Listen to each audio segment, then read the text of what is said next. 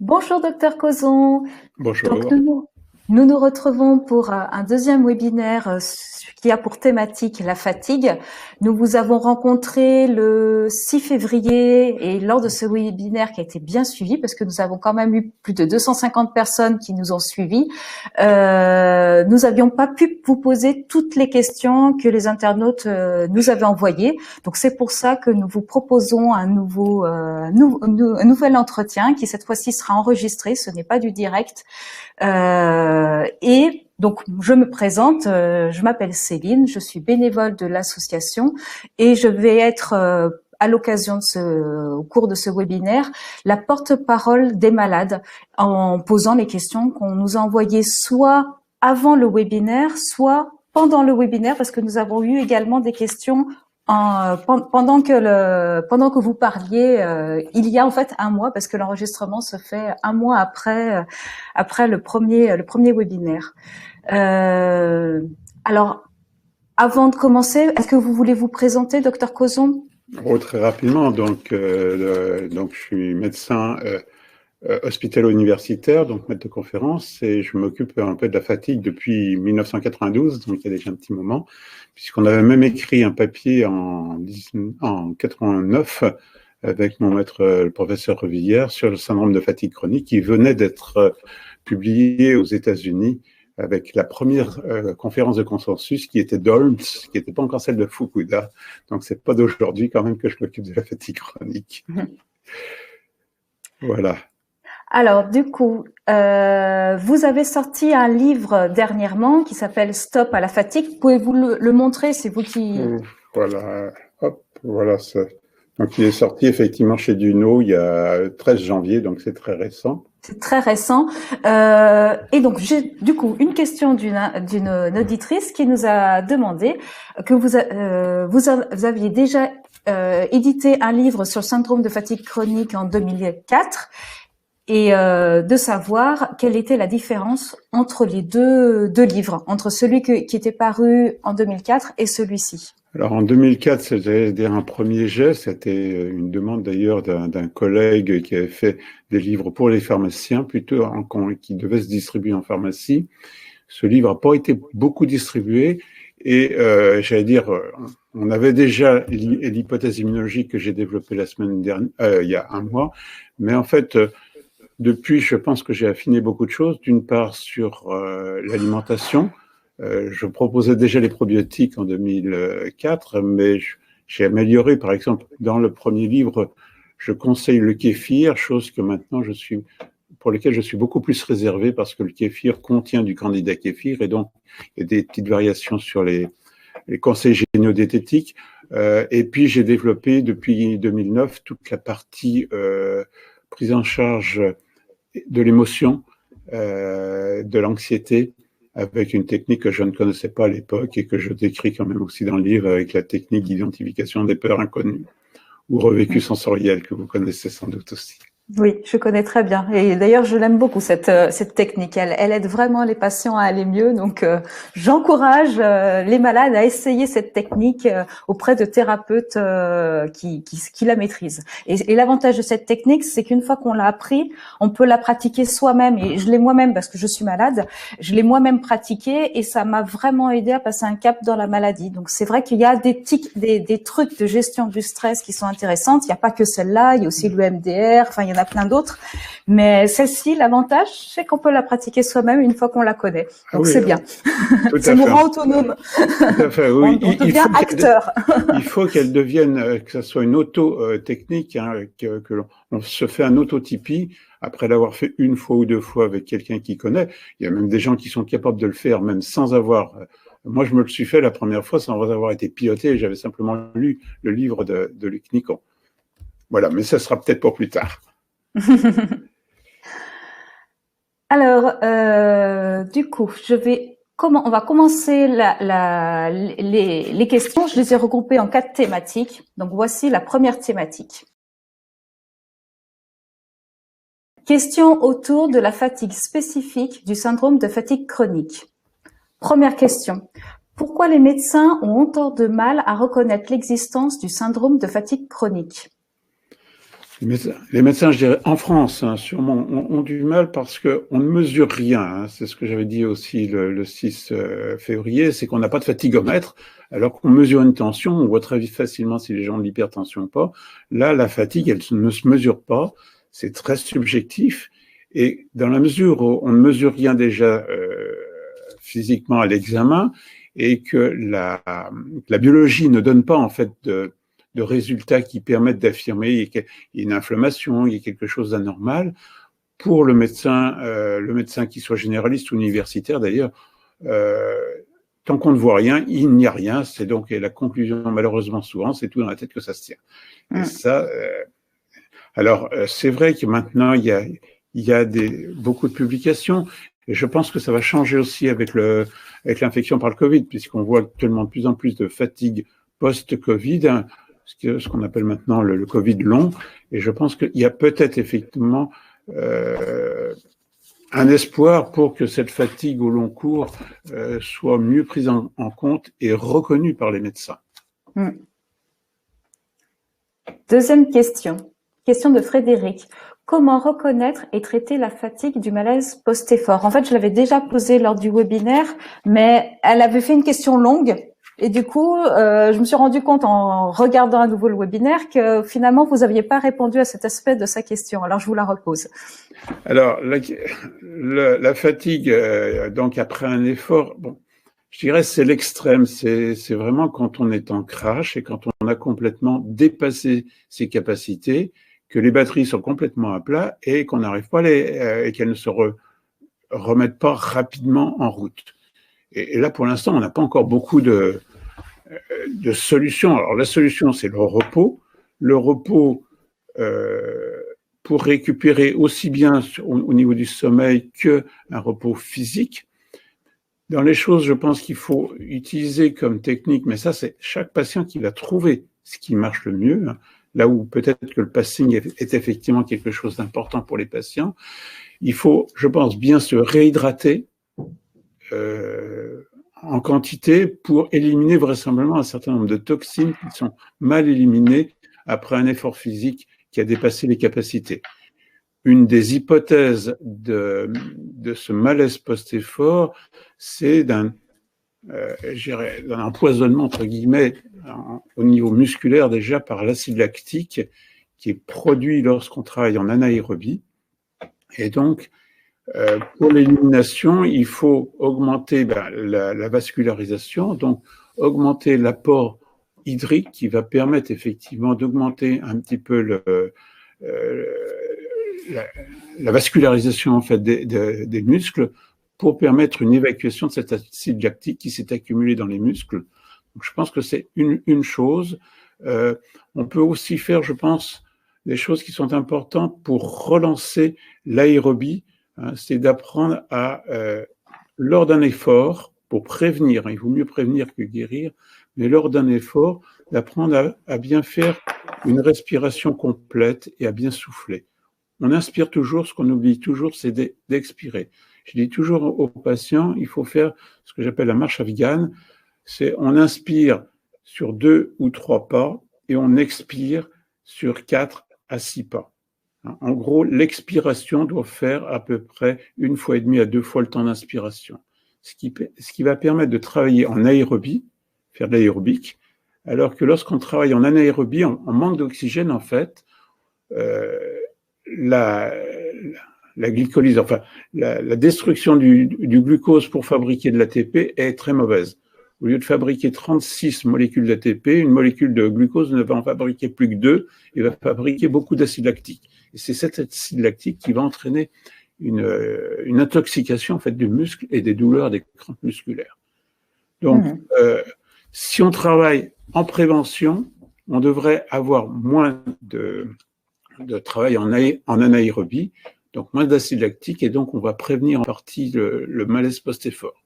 Quand il est déjà là, il faut éliminer cet acide lactique, donc c'est l'hydratation maximum pour essayer d'aller un peu plus vite. Et puis, très souvent, le malaise post-effort, pour moi, mais enfin bon, est lié aussi vraisemblablement à une augmentation de la perméabilité intestinale et donc là aussi à l'existence d'une dysbiose qui a passé en fait la barrière et qui fait qu'on a sécrété des cytokines et donc on a relancé la machine pro-inflammatoire qui vous donne cette impression d'être très très fatigué.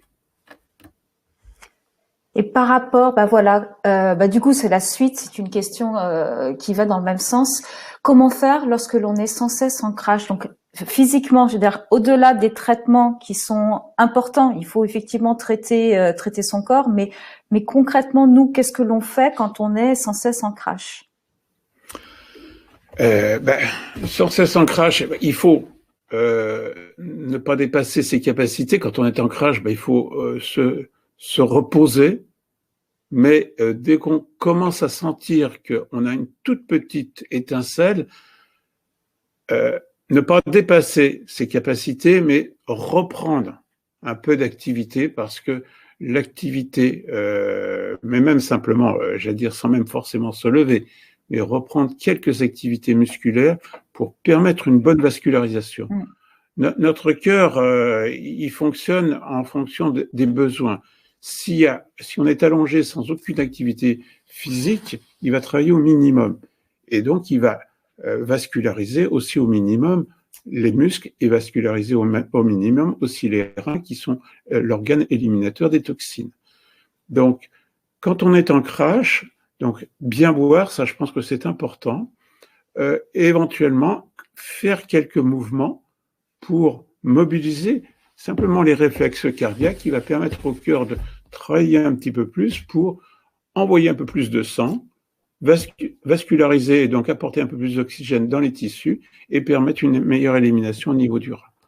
Mais bon, là encore, il faut savoir se reposer à certains moments, savoir déconnecter aussi, apprendre à arrêter aussi le petit cinéma qui est toujours là à tourner et qui fait qu'on est toujours très très anxieux. Et ça, je pense pas que l'anxiété soit une bonne chose au moment où on est en crash. Il faut arriver à bloquer le petit vélo. Oui, ben c'est ça le plus difficile, parce que quand on est en crash, en général, les idées négatives arrivent en même temps. Enfin, ça va de pair en fait. Quand on a de nouveau de l'énergie, on va dire qu'on est de nouveau bien. Mais quand on est en crash, c'est vachement dur de pas broyer du noir. Et ça, voilà, c'est. Alors, là, les techniques respiratoires de type cohérence cardiaque, qui correspondent à ce que je vous ai dit en marche, là, je vous l'ai décrit tout à l'heure en marche, mais on peut tout à fait faire ce qu'on appelle la cohérence cardiaque, c'est-à-dire au repos, dans son lit, assis quelque part, on ferme les yeux et on se branche sur sa respiration et on essaye d'égaliser au moins, alors en cohérence cardiaque simple, c'est on inspire sur 4 temps, on expire sur 4 temps. Et puis, progressivement, on inspire toujours sur 4 temps et on va expirer sur 5, 6, 7, 8 temps en comptant tranquillement.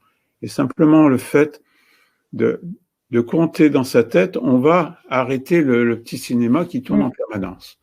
Et donc, les exercices de cohérence cardiaque qu'on peut trouver aussi, qu'on peut faire aussi sur un smartphone, qu'on peut trouver, sont peut-être des moyens pour améliorer pour bloquer un petit peu le petit cinéma qui tourne en permanence, quoi. Alors, je passe à une autre question. Une question de Nathalie. Existe-t-il une hiérarchie des fatigues physiques, psychologiques, intellectuelles? Existe-t-il une fatigue émotionnelle? Ces différentes fatigues se cumulent-elles? Il n'y a pas une hiérarchie. C'est en fonction de notre activité, qu'elle soit physique, psychologique, enfin un travail intellectuel ou émotionnel, qui vont faire qu'on va accumuler en fait des stimuli qui font que comme on a une réserve très très basse, on va très vite dépasser la réserve des capacités soit d'avoir une activité physique, soit d'avoir une activité intellectuelle, soit d'avoir une bonne réactivité à une émotion. Et le seuil en général des patients est très très bas et il est très vite dépassé. Il peut être dépassé par toutes ces activités, qu'elles soient physiques, intellectuelles ou émotionnelles. Donc je pense pas, elles vont surajouter en fait, en plus. C'est-à-dire que quelqu'un qui a un bon entraînement physique, donc, et qui a une capacité musculaire suffisante, il peut avoir une activité physique qui va pas le mettre en crash, alors que de travailler trop longtemps sur un travail intellectuel qui lui demande beaucoup d'attention, qui va lui demander aussi, qui peut réveiller aussi éventuellement du stress, va faire qu'il va ne pas pouvoir dépasser un certain stade de travail intellectuel. Alors que sur le plan physique, parce qu'il a un bon entraînement, parce qu'il a une masse musculaire qui est suffisante et qui travaille bien en aérobie, il n'aura pas un crash trop facile. Le crash aussi, bon, pour revenir un petit peu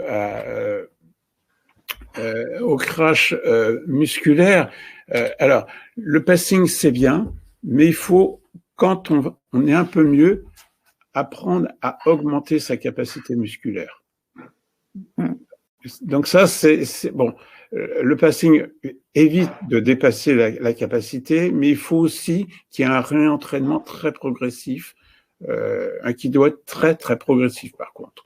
Je trouve que le pacing peut aider justement à avoir un réentraînement progressif à l'effort. C'est-à-dire que le pacing est utile quand on est en stade sévère, mais quand on est en stade qu'on commence à aller mieux, finalement, d'arriver à comprendre qu'il faut s'activer, se reposer, s'activer, se reposer, c'est quelque chose qui est super dur quand on est d'un tempérament à vouloir faire plein de choses et à pas savoir s'arrêter. Parce que je crois que c'est quand même un peu un trait commun à certains malades. Il y a des malades peut-être qui osent pas faire, mais il y a aussi tous ceux qui en font trop et qui se fatiguent. Ouais, et surtout que bon, c'est souvent effectivement ça monte et ça descend. Les patients sont fatigués et puis tout d'un coup un jour ils se réveillent le matin, ils se sentent en pleine forme. Et c'est là où effectivement il faut éviter d'en faire trop ce jour-là, parce que comme ils ont pas une capacité physique très importante, un entraînement très important, ils vont très vite dépasser et ils vont le payer par la suite. Oui, donc en fait, si on est fatigué, quand on commence à aller mieux, si on est fatigué, c'est parce que notre corps n'est plus suffisamment entraîné. Oui. Donc il faut, à la manière des sportifs, réentraîner son corps à l'effort, mais on fait ça quand on commence déjà à aller mieux. Quand on est vraiment en stade où on est plutôt sévère ou modéré, il faut privilégier le repos. Donc en fait, la stratégie change suivant où on en est dans la maladie. Tout à fait, tout à fait. Mais si par exemple on est capable même si on est dans un stade sévère, si on est capable de marcher, de faire simplement un aller-retour du couloir sans que ça aggrave les choses, il faut faire cet aller-retour du couloir une fois, une ou deux fois dans la journée, et puis on va augmenter très très progressivement le travail. Moi je dis, si au début vous ne pouvez marcher que 3 minutes, vous marchez 3 minutes et vous allez augmenter de 30 secondes ou d'une minute tous les 2 ou 3 jours pour arriver progressivement à marcher 10 minutes, puis 15 minutes, mais sans dépasser vos capacités à chaque fois. Il faut quand même arriver, je pense, à augmenter ses capacités physiques. Parce que 3 jours de lit, c'est 3 mois d'entraînement perdu. Donc là aussi, le passing, c'est très bien, mais il faut aussi faire attention il faut quand même qu'avec le pacing, on ait cette notion qu'il faut réentraîner son corps très progressivement. Très, très progressivement, oui, effectivement. J'ai maintenant une question, toujours une question de Nathalie. Lorsque l'on se sent uniquement, peut-on faire une activité cognitive ou au contraire, doit-on se reposer totalement? Si l'activité cognitive ne nous fatigue pas, il n'y a pas de problème. Si par contre l'activité cognitive, on n'y arrive pas et nous fatigue, il ne faut pas le faire. Bon, j'allais dire, si par exemple écouter une musique nous détend, ne nous fatigue pas, donc il faut tout à fait écouter de la musique si ça nous fait plaisir, si ça nous permet de nous relaxer. Si au contraire la musique nous fatigue, il faut se mettre le plus dans le silence pour avoir le moins de stimuli possible. Donc maintenant, nous allons passer sur les questions sur les causes du SFC. Et notamment toutes les questions qui ont attrait à l'alimentation et aux intolérances alimentaires. Alors, nous avons eu beaucoup de questions qui concernaient l'alimentation et les intestins. Donc, je sais que c'est un sujet qui vous intéresse particulièrement. Donc, le traitement que vous proposez à vos patients vise au rétablissement d'une bonne flore intestinale. Donc, je commence les questions. Le symptôme de l'intestin irritable est un symptôme souvent présent chez les malades atteints du symptôme de fatigue chronique. Et c'est une question, il y a un point d'interrogation. Ah, oui, alors pour moi, dans l'étude qu'on avait fait entre 2006 et 2009, où j'avais plus de 700 patients, il y avait plus de 90% des patients qui avaient des symptômes du côlon irritable. Des douleurs abdominales, des ballonnements, des diarrhées ou des constipations. Et chaque fois que j'examine mes patients, dont je regarde le ventre, et en général, il y a toujours une douleur à droite ou à gauche, donc avec un côlon droit ou un côlon gauche est très sensible. Et quand on demande aux patients de tirer la langue, ils ont souvent une langue qui est très très chargée, ce qui traduit là aussi une dysbiose, un déséquilibre de la flore intestinale qui commence dans la bouche et qui continue sur tout le tube digestif. Donc pour moi, le côlon irritable, ou ce qu'on appelle parfois la colopathie fonctionnelle, est quelque chose de très fréquent.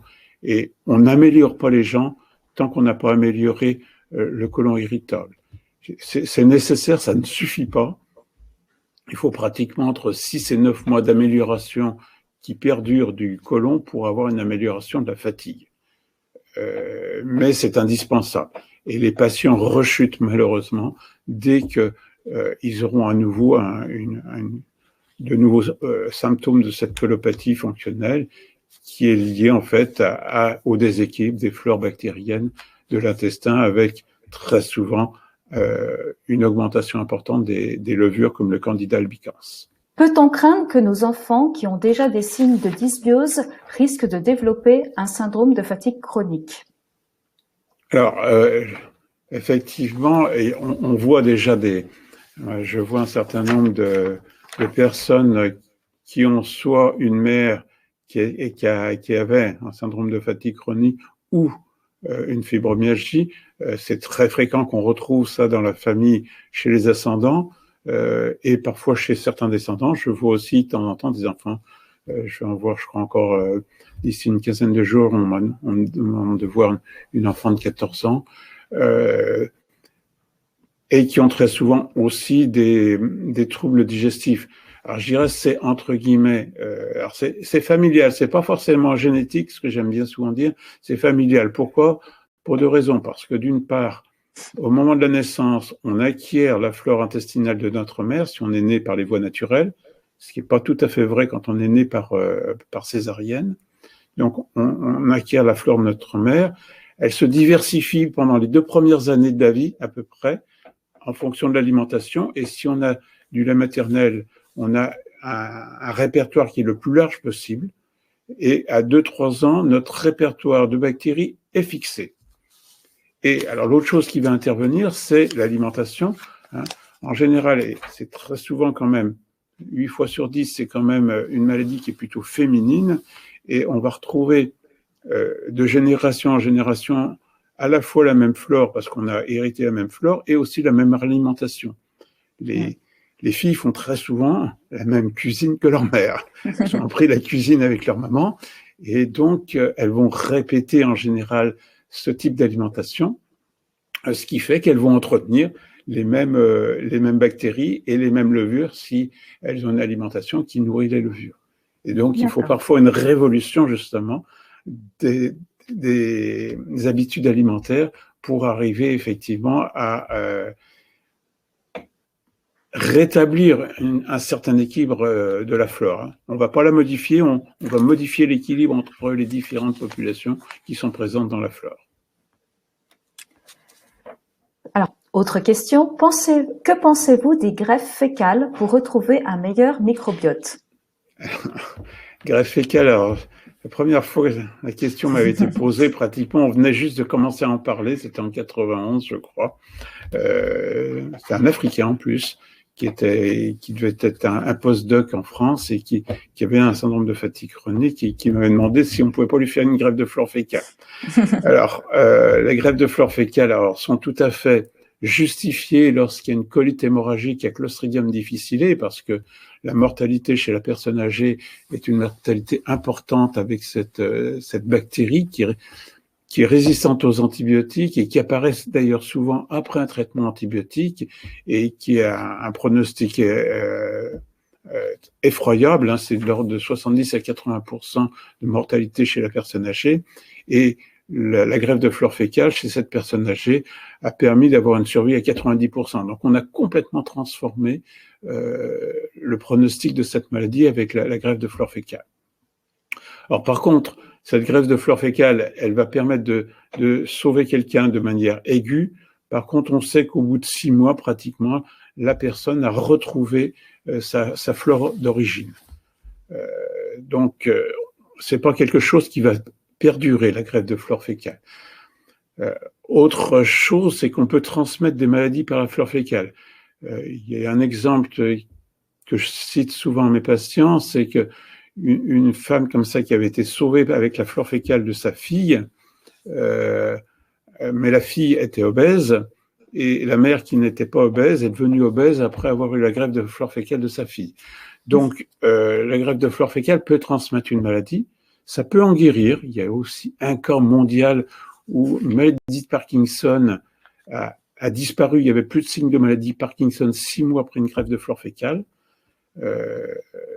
Il y a sûrement une relation entre la flore, effectivement, et certaines maladies comme la maladie de Parkinson.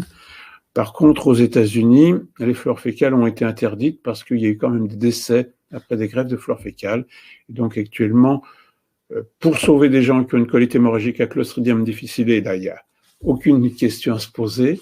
Dans les autres cas, même dans les maladies inflammatoires chroniques de l'intestin, pour l'instant, il n'y a pas eu de publications qui ont permis de montrer que ça permettait de changer la maladie. Alors, dernière question sur cette thématique, toujours la nutrition, donc de Carlos. D'un point de vue nutritionnel, il semble de nos jours assez unanimement accepté par les experts que les aliments contenant des protéines animales favorisent un effet inflammatoire, ainsi, alors je passe à la page suivante, que l'oxydation cellulaire. Alors, qu'en pensez-vous? Alors oui, la viande rouge, de toute façon, essentiellement les viandes rouges. Alors les viandes rouges, c'est les viandes qui sont non volailles. Hein. Le porc ou le veau sont des viandes rouges aussi. Hein. Et la charcuterie sont des viandes qui sont effectivement relativement pro-inflammatoires. Les recommandations actuellement, c'est d'en prendre 2 à 3 fois par semaine uniquement, avec ou sans fatigue chronique. Hein. Donc, chez un sujet normal, on évite de prendre trop souvent des viandes donc non volailles parce que elles favorisent beaucoup plus l'inflammation. Donc, il y a vraisemblablement une inflammation de bas grade chez les patients qui ont un syndrome de fatigue chronique et il faut éviter tout ce qui favorise cette inflammation de bas grade. Les viandes rouges, mais aussi le sucre. Le sucre est un inducteur d'inflammation de bas grade, non seulement un inducteur de candida albicans, mais aussi d'inflammation de bas grade. Et donc, c'est pour ça que je pense qu'il faut supprimer le sucre. Alors, le régime, alors végétarien pur, non. Je pense qu'il faut un régime qui apporte quand même un certain nombre de protéines animales, que ce soit donc des œufs, que ce soit des viandes blanches de temps en temps. Éventuellement, pour les gens qui les supportent, je ne suis pas contre les laitages, certains laitages. Si on supporte les laitages, ça apporte un certain nombre de protéines, ça apporte aussi un certain nombre de vitamines. Il est très difficile, par exemple, de substituer donc une alimentation complète quand on fait une alimentation végane, par exemple pour la vitamine B12. La vitamine B12, on en trouve très très peu dans les végétaux et il faut souvent compléter en vitamine B12 les gens qui sont en alimentation végane stricte. Donc, des produits animaux, oui, en quantité limitée et vraisemblablement pas de viande rouge, pas de viande parce que c'est pro-inflammatoire. Ok, merci. Alors, si l'autre petit avantage de l'alimentation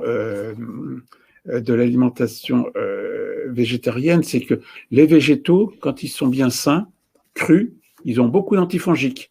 C'est pour ça qu'ils ne pourrissent pas dans la nature.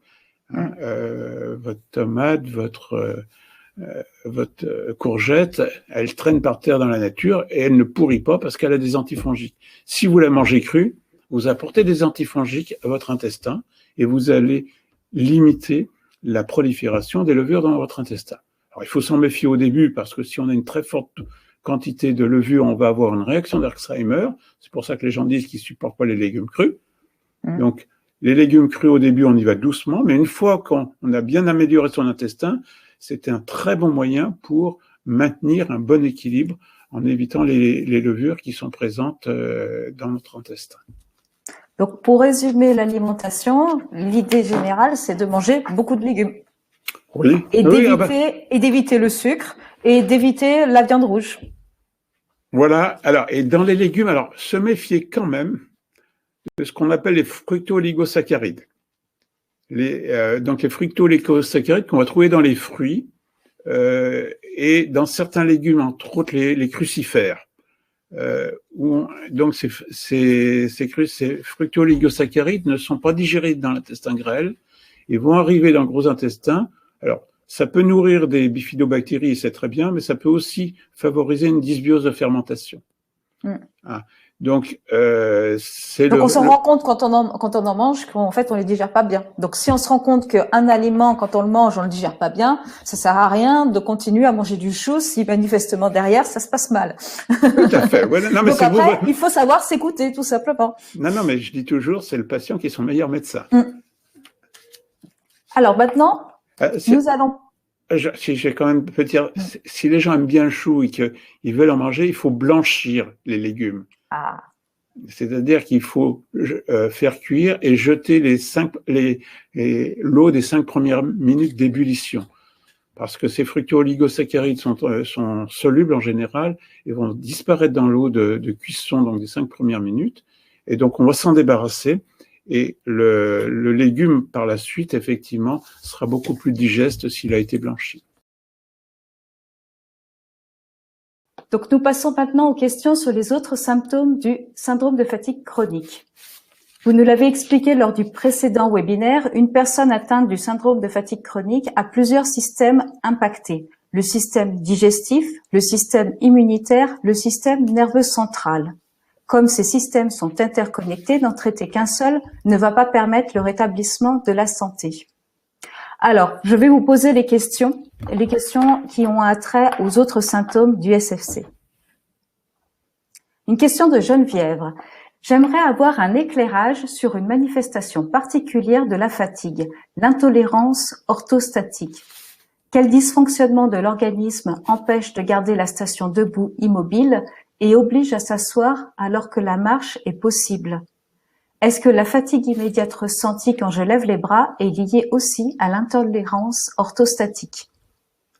Alors, l'intolérance orthostatique, c'est en fait lié au problème que quand on est debout, le sang veineux qui est dans les jambes a du mal à remonter. Pour faire remonter le sang, en fait, il faut marcher, il faut avoir une contraction musculaire. Si vous êtes statique, le sang ne remonte pas. C'est le cœur qu'on a au niveau de la plante des pieds, à chaque pas, qui va en fait masser, qui va permettre en fait la remontée du sang veineux. Et donc, quand vous êtes debout, le sang, il a tendance, pour peu que vous ayez des varices, alors le sang a tendance à tout à fait à rester au rond, et il faut marcher pour pouvoir permettre ce retour veineux qui va réalimenter le cœur et donc permettre une bonne circulation. Quand on est debout, on ne va plus avoir cette alimentation suffisante au niveau du cœur, et ça va entraîner un désamorçage un peu de la pompe, et ça va entraîner un malaise.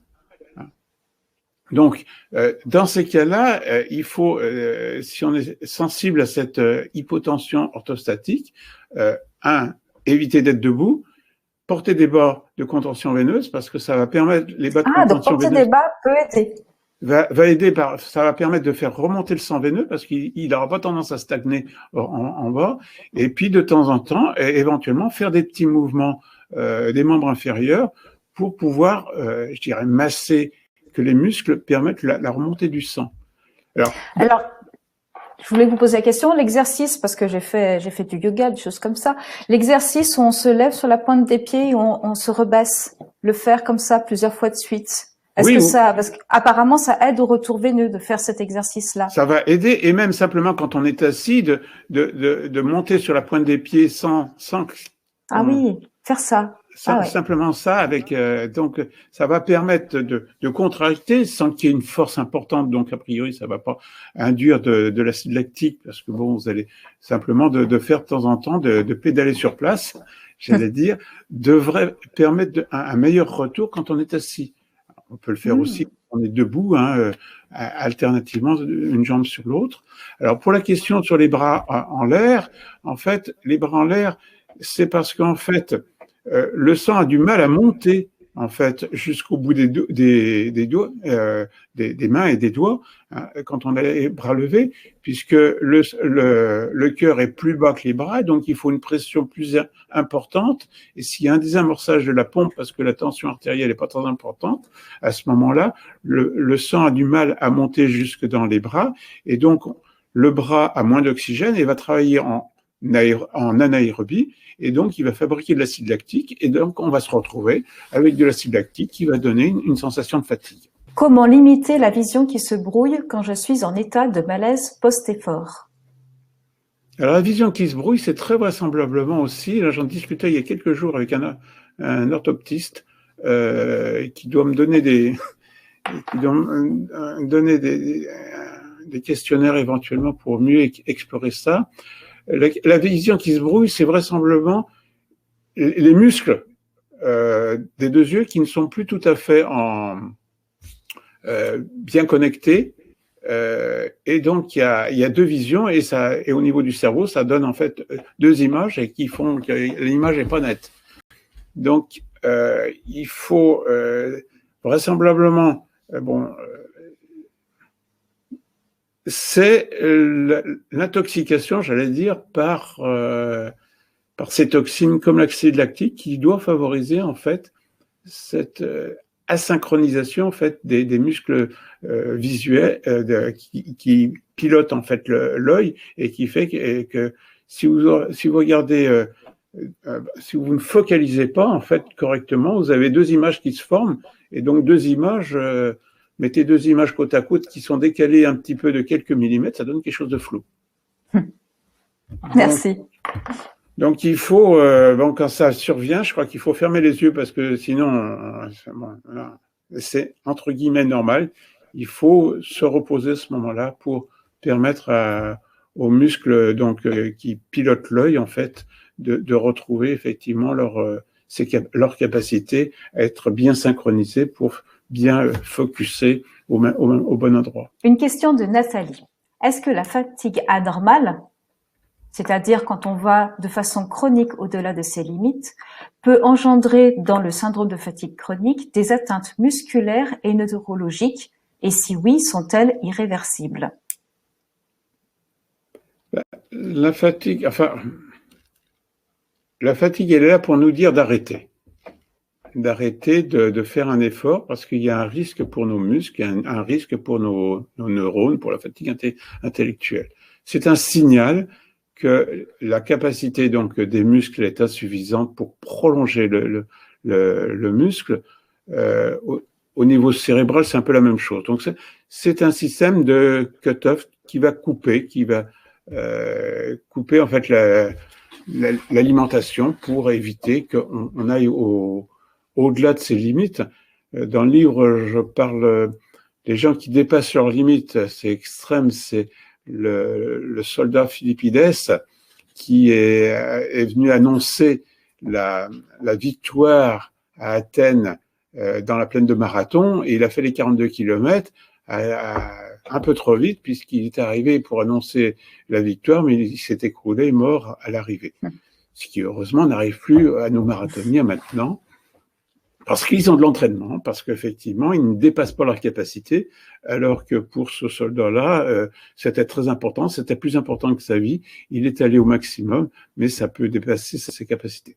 Alors, chez les patients qui ont un syndrome de fatigue chronique, de toute façon, ils vont pas pouvoir dépasser les capacités qui les emmènent jusqu'à un stade ultime, mais parce que ça va complètement les couper. Ils ne pourront pas faire l'effort.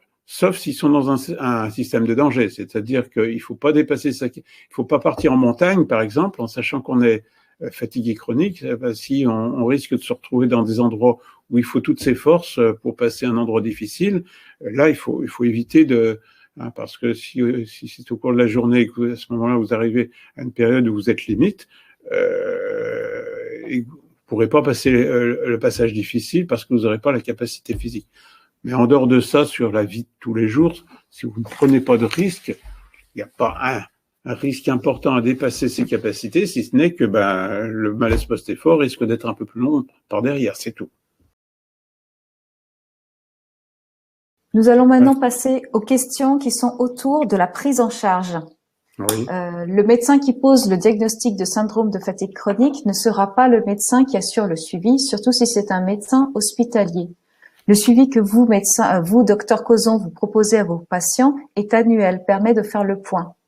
Donc je voulais est-ce que vous pouvez nous en dire un peu plus sur l'articulation des soins, parce que nous avons eu beaucoup de questions sur cette thématique-là et j'aurais aimé que vous puissiez faire un point général à ce sujet.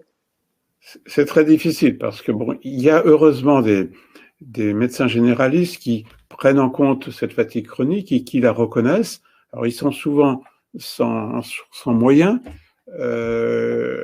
mais pour un certain nombre, ceux qui veulent se remettre en cause, ils apprennent.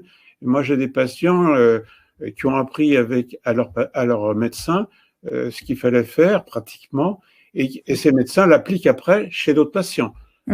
Moi, j'ai retrouvé mes prescriptions chez des patients que je n'avais jamais vus, parce qu'en fait, les médecins traitants avaient compris que ça améliorait les patients.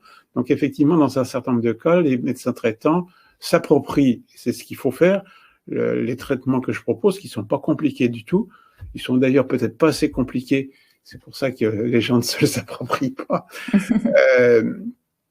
Et donc, oui, après, il faut que les médecins traitants se forment. C'est encore difficile parce que c'est pas reconnu. Se forment à au fait que il y a ce malaise post-effort qu'il faut effectivement maîtriser et éviter que les gens dépassent ce malaise post-effort. Hormis ce problème-là, je pense qu'après, les médecins peuvent comprendre que le rôle du microbiote est important. Je pense qu'on en parle de plus en plus et ça va aller, je pense, dans les années à venir. J'espère effectivement qu'on sera beaucoup plus à l'aise pour essayer de corriger le microbiote, pas seulement dans la fatigue chronique, mais dans toutes les maladies auto-immunes, dans toutes les maladies inflammatoires. Le microbiote est important. Et donc, ce que je raconte pour la fatigue chronique est très vraisemblablement utile aussi dans d'autres pathologies. Et donc, progressivement, je pense que ça sera de mieux en mieux pris en compte par les médecins traitants et même les spécialistes dans un certain nombre de spécialités. Donc, coordonner, oui. Après, il y a des médecins qui veulent pas en entendre parler. J'ai beau écrire dans mes lettres, je vous confie, enfin, vous pouvez renouveler mes ordonnances. Il y a des médecins traitants qui refusent de répéter l'ordonnance que leur a donnée un hospitalo-universitaire. Là, je dis malheureusement, je peux pas faire grand-chose, si ce n'est de conseiller à ce moment-là aux patients de trouver un autre médecin traitant. Mais comme actuellement c'est assez difficile de trouver des médecins traitants, on se retrouve il y a certains patients qui se retrouvent dans une impasse. Mais ce que je donne comme conseils sont des conseils qui n'ont pas forcément besoin d'un médecin traitant quand on les maîtrise bien. À part donc le mélange de base que je donne, et encore on peut le trouver dans certains compléments alimentaires, on peut trouver l'équivalent à peu près du mélange de base dans certaines officines de parapharmacie. On peut trouver un mélange de base à peu près équivalent. À la limite, comme je dis, on peut utiliser parfois le simple bicarbonate de soude à condition de ne pas avoir d'hypertension. Si les patients n'ont pas d'hypertension, il n'y a pas forcément besoin de tout le mélange que je prescris. Mais je prescris ce mélange parce qu'il apporte non seulement donc des bases, mais il apporte aussi un peu de magnésium, un peu de calcium qui sont souvent utiles pour les patients, un peu de manganèse pour les patients. Mais en dehors de ça, tout le reste de l'ordonnance, la vitamine D, là, je pense que les médecins généralistes peuvent en donner et devraient en donner. Et la vitamine D, là aussi, on peut la trouver sans avoir une prescription médicale. Mmh. Donc là, la prise en charge. Alors après, il y a toute la prise en charge effectivement émotionnelle de l'anxiété. Là aussi, c'est difficile aussi. Bon, vous connaissez bien la technique Tipeee. Moi, je dis qu'il faut que les gens progressivement arrivent à maîtriser ces techniques en autonomie complète, hein, faire de l'auto-Tipeee, ne pas dépendre d'un psychologue, d'un psychiatre qui malheureusement souvent ne connaissent pas ces techniques, qui sont des techniques hyper rapides. Alors du coup, j'en profite pour vous poser la question de Béatrice. A-t-on des résultats chiffrés sur l'amélioration des malades du syndrome de fatigue chronique qui suivent vos préconisations? Alors chiffrer, non, je sais pas, j'ai du mal à chiffrer ça parce qu'en fait, c'est là aussi c'est très fluctuant. C'est-à-dire que les gens ont des améliorations et j'allais dire que si les gens suivent bien, j'en ai entre 50 et 70% des gens qui sont bien améliorés quand je les revois. Le problème, c'est que malheureusement, mes préconisations sont pas toujours faciles à suivre. Alors quand les gens sont tout seuls chez eux, ça pose pas trop de problème parce qu'ils ont bien compris ce qui était utile. Par contre, sur le plan social, c'est plus difficile à faire accepter, même par la famille. Il y a souvent des mamans qui me disent je suis obligé de faire 2 repas, celui qui est pour moi et celui pour le reste de la famille, parce que effectivement les enfants n'aiment pas forcément ne pas manger de pâtes, ne pas manger de pain ou de choses comme ça, ne pas manger de pizza. Donc sur le plan social, c'est parfois difficile. Il faut arriver quand même à maintenir le cap, et quand on maintient bien le cap, les résultats, je pense que vous en êtes une démonstration aussi. Si vous faites attention, ça se passe pas trop mal. Si vous faites des écarts, malheureusement, vous savez que vous allez le payer. Bon, c'est un peu, j'allais dire, c'est de l'ordre de 70% des gens qui sont améliorés, pleinement ou pas pleinement, quand ils suivent l'alimentation, en fait, les règles hygiéno-diététiques que je donne.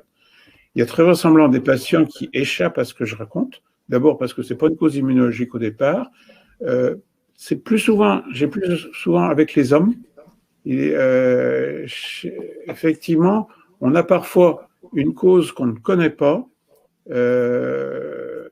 qui fait que même si on équilibre bien l'intestin, on va pas forcément avoir une disparition complète de la fatigue. Alors, parfois parce que il y a du mal à lâcher prise et que les gens ont du mal ils voient pas l'intérêt de faire du Tipeee ou d'autres techniques comme ça. Ils pensent que c'est pas important. Ou quand ils le font, ils vont pas jusqu'au bout. La technique Tipeee, il faut lâcher prise jusqu'au bout. Hein, puis, ce qui permet de dire qu'on a été jusqu'au bout, c'est que la situation qui avant nous stressait ne doit plus nous stresser. Si elle nous stresse encore, c'est qu'on n'a pas lâché la casserole qui est derrière, hein, ce que j'appelle les casseroles de Pandore. Donc là, c'est une des difficultés qui fait que les gens, et chaque fois qu'il y a du stress, malheureusement, le stress, ça met en tension les muscles, donc ça va favoriser effectivement des douleurs, et surtout, ça modifie la flore intestinale.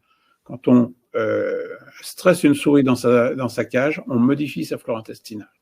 Et nous ne sommes que des grosses souris, nous sommes des mammifères des souris. Et donc, d'ailleurs, quand on est stressé, en général, c'est le ventre qui parle en premier. Donc, il y a ça, et puis il y a vraisemblablement d'autres causes de fatigue chronique. Bon, l'exemple en est Jennifer Brea,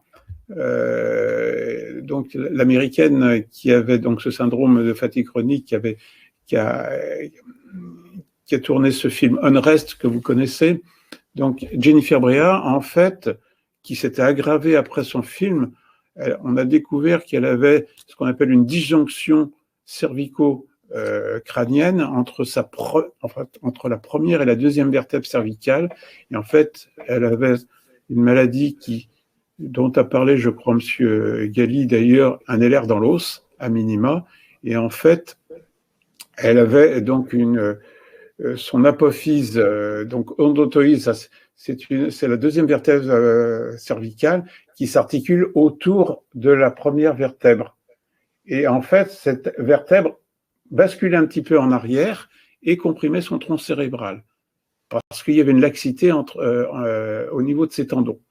Et le fait de l'avoir opéré a permis de fixer, en fait, d'éviter que son apophyse odontoïde appuie sur son tronc cérébral, et elle va parfaitement bien. En dernière nouvelle que j'ai eue, il y a quelques patients qui ont été améliorés comme ça, autres que Jennifer Brea, mais c'est, j'allais dire, 5% des patients. Mmh.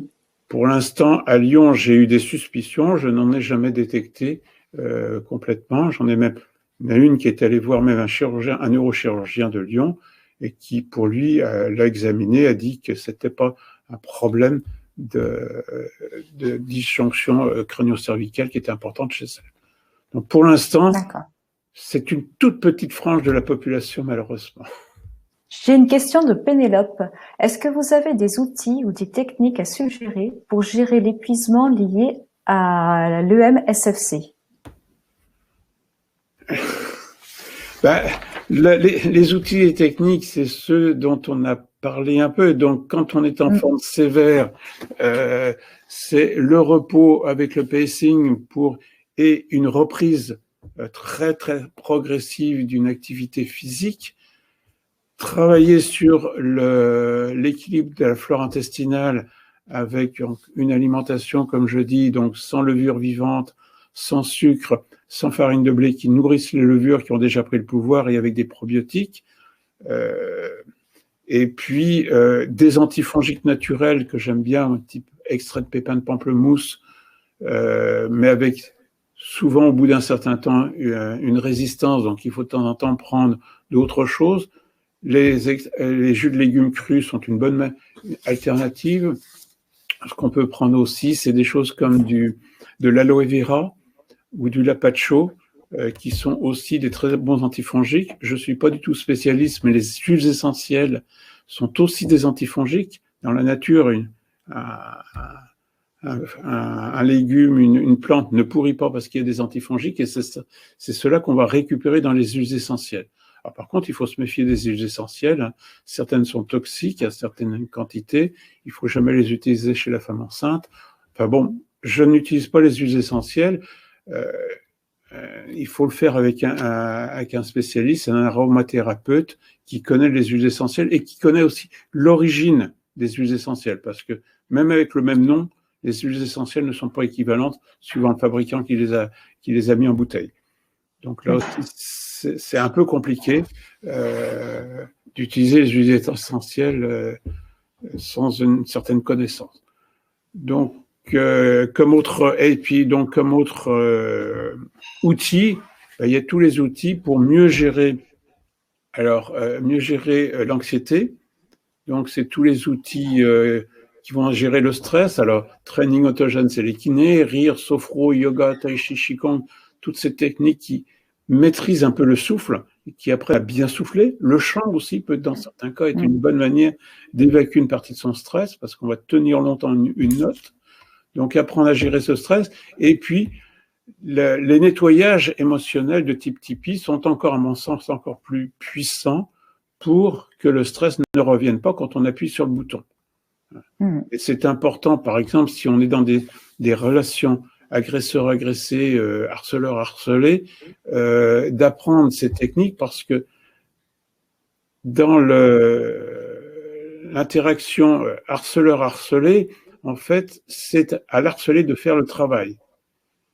L'harceleur, il exprime son pouvoir sur l'harcelé en se rendant compte que l'harcelé renvoie des signaux inconscients, il renvoie des signaux parce que ça lui fait mal quelque part.